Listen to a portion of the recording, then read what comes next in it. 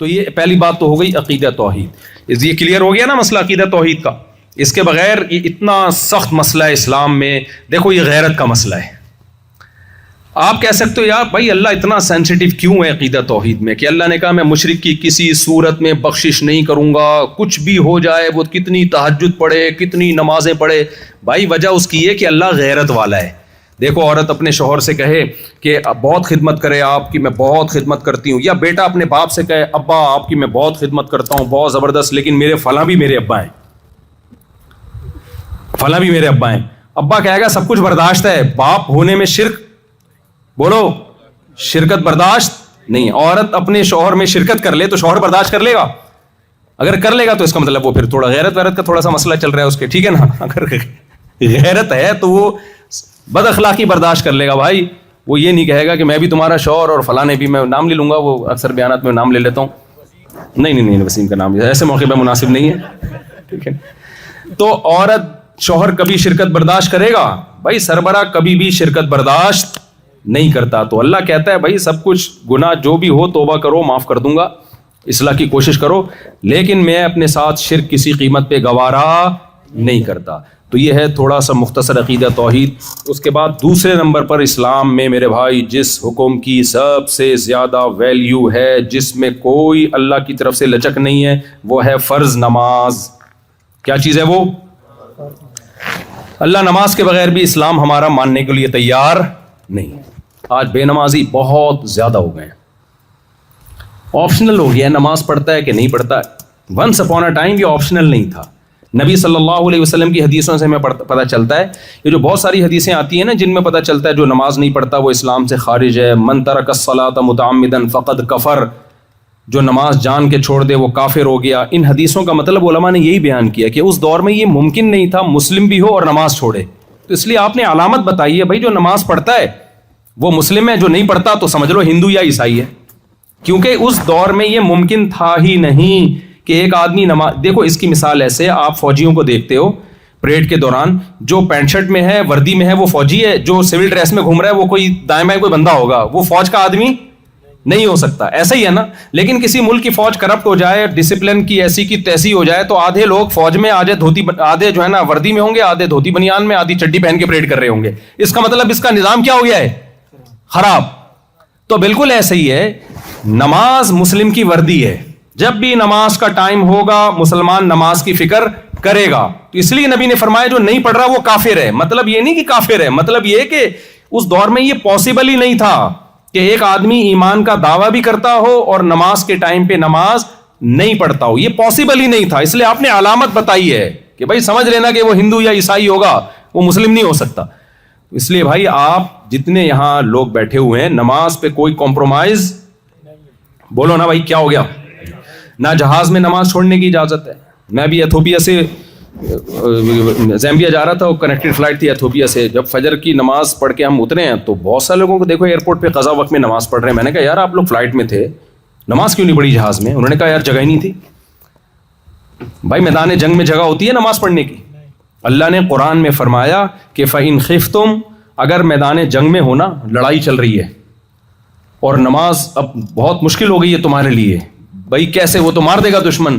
اللہ نے کہا کھڑے ہو کے پڑھ لو, بیٹھ کے پڑھ لو, سوار ہو کے پڑھ لو. ہیئت کو چینج کر سکتے ہو, قضا نہیں کر سکتے. کیوں؟ آگے اللہ نے فرمایا ان الصلاۃ کانت علی المؤمنین, ارے کیا حال ہے, خیریت سے؟ نماز کے بعد ملتے ہیں. ان الصلاۃ کانت علی المؤمنین کتابا موقوتا, فرمایا نماز مومنین پر مقررہ اوقات میں فرض ہے, اس کے ٹائم ہے, اپنی طرف سے آپ کو پڑھنے کی اجازت نہیں ہے. تو جہاز میں ہو, ٹرین میں ہو, جہاز میں نماز کا طریقہ یہ کھڑے ہونے کی اجازت مل جائے تو کھڑے ہو کے پڑھ لیں فرض نماز. نہیں ملتی آپ کو اجازت تو سیٹ پہ قبلہ رخ کر کے پڑھ لیں. قبلہ رخ بالکل ہی پیچھے کی طرف قبلہ ہے تو پھر جہاں منہ ہو وہاں پڑھ لیں. لیکن فرض نماز اگر بیٹھ کے پڑھی جائے تو ایئرپورٹ پہ اس کو احتیاطاً دہرایا جائے گا, سمجھتے ہیں. لیکن چھوڑنے کی کسی قیمت پہ اجازت نہیں ہے. شاپنگ کے لیے خواتین جاتی ہیں, نمازیں ضائع ہو جاتی ہیں, بھائی نہیں ہے, یہ آپشنل نہیں ہے, یہ ہر قیمت پہ آپ کو ٹائم پہ پڑھنی ہے. لوگ اکثر ایک جملہ کہتے ہیں اللہ غفور الرحیم ہے, معاف کرنے والا ہے. اللہ کیا ہے؟ غفور الرحیم ہے. دیکھو اسلام کے احکام آسان ہیں, لچکدار نہیں ہے, فلیکسیبلٹی نہیں ہے اس میں. یہ بات خوب اچھی طرح سمجھ لیں. جو رکن اسلام نے فرض کر دیا ہے نا, تو اس کا مطلب آرڈر از آرڈر. اب وہ کیا ہو گیا ہے؟ فرض. اب اس میں اللہ نے یہ اجازت ہمیں دے دی ہے کہ سفر میں آپ نماز آدھی کر دیے, 4 کے 2 کر دیے, یہ آسانی ہے. یہ 2 کیے ہی اس لیے کہ اب آپ کے پاس قضا کا آپشن ختم ہو گیا. تو بھائی 5 ٹائم پابندی کے ساتھ اچھے بچوں کی طرح نماز کی کیا کرنی ہے؟ پابندی کرنی ہے. اس کے بعد نماز کے بعد ہے زکوٰۃ. یہ بھی اسلام میں فرض ہے. دیکھو گورنمنٹ کو ٹیکس تو دینا چاہیے, سب دیتے ہوں گے, امیدیں نہیں دیتے تو غلط کرتے ہیں, دے دیا کریں آج سے, کیونکہ آپ کا معاہدہ ہوا ہے, ایگریمنٹ ہوا ہے. اللہ نے حکم دیا ہے کہ مسلمان معاہدوں کو توڑتا نہیں ہے بلکہ معاہدوں کی پابندی کرتا ہے. تو زکوٰۃ یہ اللہ کا ٹیکس ہے. یہ کس کو دینا ہے؟ اللہ کو. تو اللہ نے کہا بجائے اس کے کہ ڈائریکٹ میرے ہاتھ میں پکڑاؤ, تو میری طرف سے فلاں غریب آ رہا ہے اس کو دے دینا. تو تمام فقہا یہی لکھتے ہیں کہ زکوٰۃ ہم جب کسی غریب کو دیتے ہیں تو وہ غریب کو نہیں دیتے, وہ کس کو دیتے ہیں؟ اللہ کو.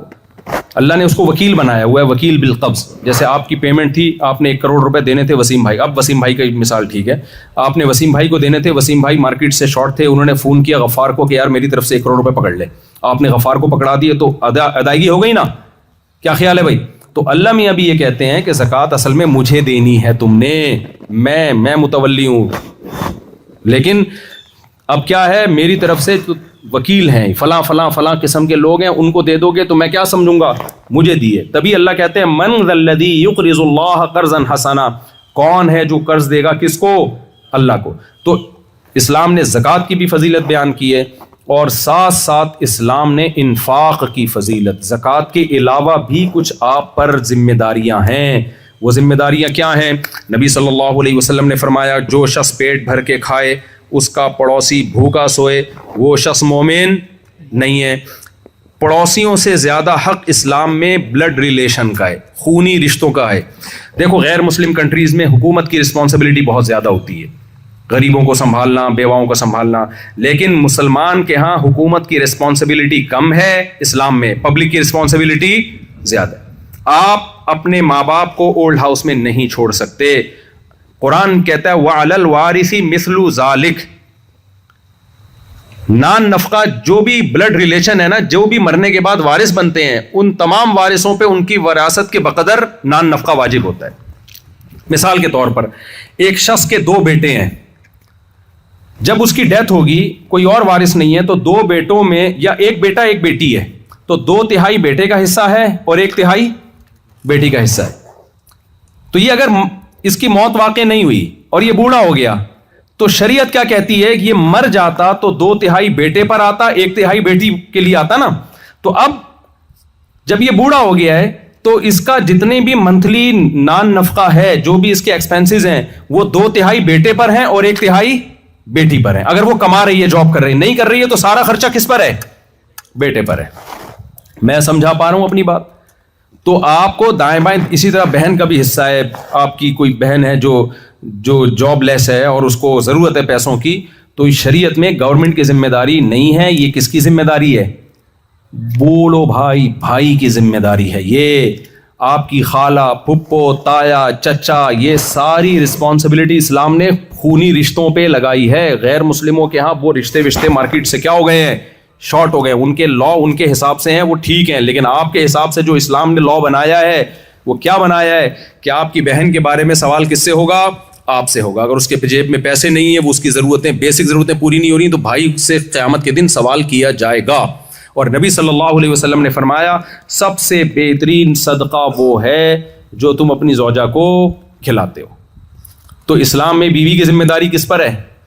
بھائی جاب بیگم پر لازم نہیں ہے, اس کی رسپانسبلٹی کس پر ہے بھائی؟ شوہر پر ہے. سمجھتے ہو کہ نہیں سمجھتے؟ اور نبی صلی اللہ علیہ وسلم نے فرمایا جو رشتہ دار ہیں نا, ان پہ جب آپ خرچ کرتے ہو, جو بھی بلڈ ریلیشن ہے, بھائی بہن, چچا, تایا, ماموں, یہ جو قریبی ہوتے ہیں, پپو, کوئی خاتون رہ گئی ہو تو مجھے بتا دینا, ایسا نہ بولے ہمارا تو آیا ہی نہیں اس میں. تو جو بھی آپ کے خونی رشتے ہیں ان پہ خرچ کرنا آپ کی ذمہ داری ہے, اگر وہ مسکین ہیں, اگر ان کے پاس پیسہ نہیں ہے. نبی نے فرمایا جب تم رشتوں پہ خرچ کرتے ہو تو تمہیں 2 اجر ملتے ہیں, ایک صدقہ کرنے کا اور ایک رشتہ داری کو مضبوط کرنے کا. سمجھتے ہیں کہ نہیں سمجھتے؟ رشتہ داری مضبوط کرنا اسلام میں بہت بڑی عبادت ہے. نبی صلی اللہ علیہ وسلم نے فرمایا وہ شخص جنت میں نہیں جا سکتا جو رشتوں کو توڑتا ہے. کتنے واقعات ہمارے سامنے ہیں. ایک بھائی کروڑوں روپے کما رہا ہے, دوسرا جاب لیس ہے, اس کے پاس پان گٹکے کے پیسے بھی. یہاں پان گٹکے کا الٹرنیٹ کیا ہے کینیڈا میں؟ پان گٹکا نہیں ملتا یہاں پہ؟ اچھا ملتا ہے, گٹکا ملتا ہے, سب کچھ ملتا ہے الحمدللہ. آپ لوگ وہاں سے ایکسپورٹ پہ پابندی ہے لیکن ٹائٹ قسم کی چیزیں ایکسپورٹ ہو رہی ہیں ہمارے یہاں سے, ٹھیک ہے. اچھا لیگل ہوتا ہے, پھر صحیح ہے. خیر, ایک بھائی کروڑوں روپے کما رہا ہے, دوسرے کے پاس پان گٹکے کے پیسے بھی نہیں ہوتے. یہ تو ایک مثال ہے, پان گٹکے کے لیے نہ دیں آپ اس کو پیسے, لیکن اس کی ضرورت پوری کرنا یہ بھائی کے ذمے. یہاں پر لوگ آ کے لبرلزم کی طرف زیادہ چلے جاتے ہیں. بالکل وہ کہتے ہیں گورا جب لائف کو ایسا انجوائے کر رہا ہے تو اس کے تو ذمے نہیں ہے میں اپنے بھائی کو دوں پیسے. تو ہم بھی ویسے ہی لائف اسٹائل ہو بھائی صاحب, آپ مسلمان ہو, آپ کو گورے کو فالو نہیں کرنا بلکہ آپ کو گورے کو بتانا ہے کہ بھائی یہ اسلام کیا حسن ہے. اسلام میں ذمہ داری کس پر ہوتی ہے؟ بھائی کی ذمہ داری, بہن کی ذمہ داری کس پر ہے؟ بھائی پر ہے. ایک کما رہا ہے تو اس کے ذمہ ہے کہ وہ دوسرے کا خیال کرے, اس سے مانگے بغیر اس سے پوچھے. ہم نے علماء کو دیکھا ہے اپنے بہن بھائیوں پہ خرچ کرتے ہوئے. واقعات سناؤں گا تو بڑا ٹائم ہو جائے گا, تو وہیں سے ہمیں پتہ چلا کہ بھائی یہ بھی اسلام کا ایک آرڈر ہے. تو پہلا حکم ہو گیا توحید, دوسرا نماز ہو گیا, تیسرا زکوٰۃ. زکوٰۃ میں تمام قسم کے صدقات و خیرات بھی آ گئے ہیں. اور میرے بھائی اس کے بعد ہے رمضان, روزہ. میرا خیال ہے روزہ یہاں پر میجورٹی الحمدللہ رمضان کے روزے رکھتی ہے. تو روزہ, نفلی روزہ بھی رکھنا چاہیے, اور پھر زندگی میں ایک دفعہ حج ہے. یہ تو اسلام کے بنیادی احکام ہیں. کچھ چیزیں ایسی ہیں جو اسلام کی بنیاد تو نہیں ہے لیکن وہ اخلاقیات میں آتی ہیں. بہت زیادہ اہمیت, میں آپ سے 2 منٹ میں بس بات کمپلیٹ کرتا ہوں. وہ اخلاقیات میں آتی ہیں. دیکھو ہر قوم چاہتی ہے نا کہ ہر کنٹری چاہتا ہے کہ ہماری قوم مہذب ہو, تہذیب یافتہ ہو, آرگنائزڈ ہو. چاہتا ہے کہ نہیں چاہتا ہر کنٹری؟ اس میں جو مینرز ہوں, کیا خیال ہے, غیر اخلاقی حرکتیں نہ کریں, سب چاہتے ہیں نا. تو اسلام بھی چاہتا ہے بھائی. تو اسلام کے معیار تھوڑے سے ڈفرینٹ ہیں. تو اسلام کہتا ہے بھائی زنا اللیگل ہے, اسلام اس کو اخلاقی نہیں مانتا. لا تقربوا الزنا, قرآن کہتا ہے زنا کے قریب بھی مت پھٹکو. زنا کا آلٹرنیٹ کیا ہے؟ نکاح. اب عیسائیت میں تو نکاح کو بھی پسند نہیں کیا گیا, ٹھیک ہے نا. پادریوں کے ہاں کچھ تھوڑا سا ہے, وہ ان کا فرقے ہیں بہت سارے, کچھ کہتے ہیں کرنا چاہیے, کچھ کہتے ہیں نہیں کرنا چاہیے. اسلام میں کوئی ایسا فرقہ نہیں ہے جو نکاح کو ڈی موٹیویٹ کرتا ہو, کیونکہ قرآن و سنت میں اس بارے میں بہت واضح رہنمائی موجود ہے. آپ لوگ یہاں کینیڈا میں اللہ کا واسطہ, آپ کو اندازہ نہیں ہے, اگر آپ نے نکاح کو پروموٹ نہیں کیا آپ کی نسلیں برباد ہو جائیں گی, بیڑا غرق ہو جائے گا آپ کی نسلوں کا. تو اپنی نسلوں کو بچانے کے لیے, اپنے آپ کو بچانے کے لیے جلدی شادی کو آپ نے پروموٹ کرنا ہے. کوئی اگر جلدی نکاح کر رہا ہو بولا کرو ویل ڈن, یہ نہ بولا کرو تو کمبخت کینیڈا اس سلسلے میں آیا تھا کیا ہے. یہاں کے بھی وہی حرکتیں شروع کر دی, چھچوری حرکتیں. تو کوئی آبادی بڑھنے سے غربت دنیا میں آنے والی نہیں ہے. اور تم تو مسلمان ہیں بھائی, رزق بچہ پیدا ہوتا ہے تو ماں کی چھاتیوں میں اللہ دودھ پیدا کر دیتے ہیں نا. اب کوئی خاتون کہ وہ اس کے تو دودھ آ گیا تھا, میرے پتہ نہیں آئے نہ آئے, تو پہلے دودھ آئے گا پھر بچہ پیدا ہوگا. نہ اللہ کہہ رہے پہلے بچہ آئے گا پھر رزق آئے گا. تو اللہ بھی کہہ رہے ہیں آبادی جیسے جیسے بڑھے گی رزق کے وسائل اسی طریقے سے بڑھتے چلے جائیں گے. ابھی کے وسائل دیکھ کے کیلکولیشن مت کرو. تو ہم مسلمان نسل روکتا نہیں ہے, مسلمان نسل بڑھاتا ہے. مسلمان زنا نہیں کرتا, مسلمان نکاح کو بولو نا پروموٹ کرتا ہے. مسلمان رشتہ داری توڑتا نہیں ہے, رشتوں کو جوڑتا ہے. اور رشتوں کو جوڑنے کا نبی نے اصول اور ضابطہ کیا بیان کیا ہے؟ وہ ضابطہ یہ بیان کیا کہ جو تم سے ٹوٹے پھر بھی جوڑو اس سے. بہت سے لوگ کہتے ہیں میرا بھائی تمیز سے بات نہیں کرتا تو میں کیوں تمیز سے بات کروں. بھائی یہ تو دوست کے لیے بھی اصول ہے, تمیز سے بات کرے تو جواب میں تمیز, بدتمیزی کے جواب میں بدتمیزی. رشتوں کو تو فرق ہے, وہ تمیز سے کرے نہ کرے, آپ نے کیا کرنا ہے؟ ریلیشن کو مضبوط کرنا ہے. تو یہ نبی صلی اللہ علیہ وسلم کی احادیث ہیں, اس پر ہم نے عمل کرنا ہے. اور آخری بات کر کے بس بیان ختم کرتا ہوں, معاہدوں کی پابندی. دیکھو غیر مسلم کنٹریز میں مسلمانوں کا امیج خراب ہوتا ہے, ٹیکس نہیں دیتے, لا کو فالو نہیں کرتے. آپ جس ملک میں رہتے ہو آپ پر شرعن لازم ہے کہ اس کے لا کو آپ فالو کرو. آپ اگر ٹیکس میں ڈنڈی مارتے ہو, یہ لوگ بولیں گے یہ مسلمان لوگ ہیں, صلح حدیبیہ کے واقعات تو بڑے سناتے ہیں, نبی نے معاہدوں کی پابندی کی, لیکن یہ بس ان کی کتابوں کی زینت ہے, خود ہم سے معاہدوں کی پابندی نہیں کرتے. جب آپ کو یہاں پر نیشنلٹی ملی تھی, آپ کو گرین کارڈ ملا تھا یا پاسپورٹ ملا تھا, تو کچھ ایگریمنٹ کیے ہوں گے نا ان لوگوں نے آپ سے. میں جب یہاں پر آیا ہوں وزٹنگ ویزے پہ, مجھ سے بھی کچھ ایگریمنٹ کیے. اگر میں اس ایگریمنٹ کی خلاف ورزی شروع کر دوں, یہاں سلپ ہو جاؤں, میں یہاں ان کی پرمیشن کے بغیر کچھ اور شروع کر دوں, تو کیا امیج جائے گا دنیا کے سامنے, یار یہ مولانا ٹوپی پگڑی میں آیا ہے, ویزا کسی اور بیس پہ لیا تھا اور کام اس نے آ کے کوئی اور شروع کر دیے. تو یہ بدنامی کی بات ہے, اس سے اسلام بدنام ہوگا. تو آپ بھی یہاں پر جب آپ رہ رہے ہو, ہم تو آتے ہیں پتلی گلی سے نکل جاتے ہیں, آپ تو مستقل یہاں رہ رہے ہو. اگر آپ انلیگل کام کرو گے میرے بھائی, اس سے آپ بدنام نہیں ہوگے. اس سے کیا بدنام ہوگا؟ اسلام. کوئی ایسا کام آپ نے یہاں نہیں کرنا جو مسلمانوں کے بارے میں یہ امیج دنیا کے سامنے یا کینیڈین گورنمنٹ کے سامنے جائے کہ یہ لوگ یہاں آ کے لا کو توڑتے ہیں اور یہ ہمارے لیے خطرہ ہیں, یہ ہمارے امن کے لیے خطرہ ہیں, یہ ہمارے جو ہے نا لا اینڈ آرڈر کو فالو نہیں کرتے یہ لوگ, ان کو باہر نکالو, ان کو ویزے مت دو. نہ, یہ امیج آپ کا نہیں جانا چاہیے. یوسف علیہ السلام غیر مسلم اسٹیٹ میں رہے ہیں, انہوں نے لوگوں کو بتایا کہ قحط کے دنوں میں مصر کو اکنامکلی کیسے مضبوط کیا جا سکتا ہے. غیر مسلم گورنمنٹ کو مشورے دیے, خوابوں کی تعبیریں بتائیں, اتنا اثر ہوا مصر نے انہی کو بادشاہ بنا دیا. سمجھتے ہیں کہ نہیں سمجھتے؟ بہت سے کام تمیز سے ہو سکتے ہیں. تو اس لیے یہاں ٹیکس آپ لوگ دیا کریں اچھے بچوں کی طرح, اور انلیگل کام مت کریں, یہاں پہ لیگل کام کیا کریں. تھوڑا رزق ملے, اس میں برکت ہو نا تمیز سے, وہ زیادہ اچھا ہے. دائیں بائیں چوروں چکاروں کی طرح ادھر سے ہڑپ ادھر سے ہڑپ, اس طریقے سے رزق زیادہ ملے گا, اس میں برکت نہیں ہوگی. جو میں نے کہا سنا, اللہ تعالیٰ مجھے بھی ان باتوں پہ عمل کی توفیق عطا فرمائے اور آپ حضرات کو بھی. وما علینا الا البلاغ.